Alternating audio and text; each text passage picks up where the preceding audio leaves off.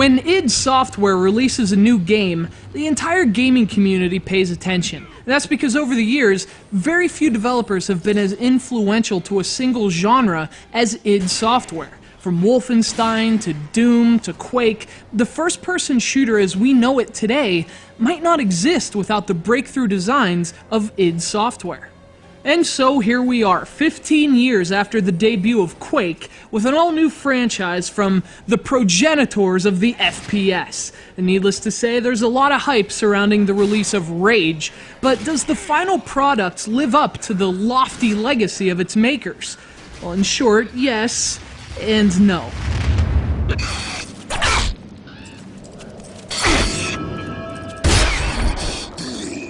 Released just this week to the Xbox 360, PlayStation 3, PC, and Mac, Rage represents a new kind of shooter for id Software.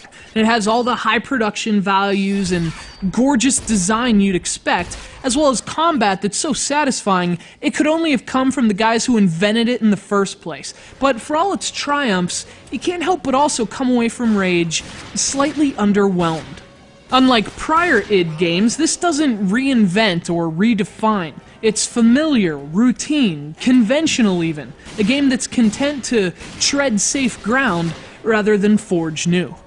Now, of course, for id Software, such a high bar is an inherent cost of breaking so much ground in their prior efforts. You can't help but look at Rage in the light of the Dooms and Quakes of the world, but even so, Rage is still an undeniably good time. You've played games like this before, but very few have been refined to this degree. Simply put, Rage is one of the most visually stunning games ever released for a console. The game takes place in a world that, in the wake of a near apocalypse, seems to have reverted centuries back in time. It's a lawless wasteland where survivors live with dusty air, makeshift settlements, and mutated bandits. Well, look at what Hagar said to us. How dare you think you can walk into our house?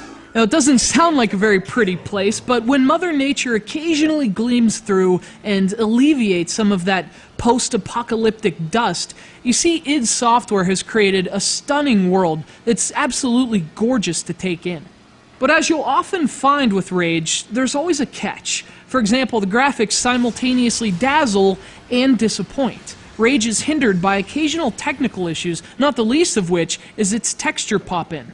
It's kind of hard to appreciate the beauty of a landscape when it takes 3 seconds to load the textures of a rock. And then there's the gameplay. Rage is a shooter in an old-school vein, meaning the combat comes in spurts and in mostly small areas. Since the world is so immersive, that's hardly a problem. In fact, if anything, it's a plus. Working your way through a narrow, shady enemy hideout and exploring dangerous settlements, it just feels right in Rage. The immersive nature of the game world also has a lot to do with the game's structure. As a kind of freelance ass-kicker, you move from place to place and you can accept missions from the locals. So the world is open, but it's also focused, and you do feel like you're a part of it as you're taking care of business in a way that, as you soon find out, only you can.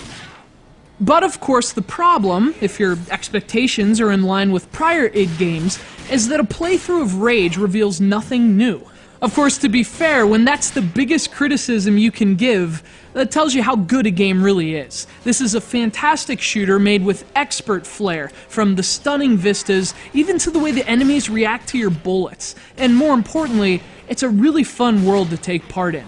A Rage may not be Quake, but it doesn't really have to be anything more than just another tremendous shooter from id Software.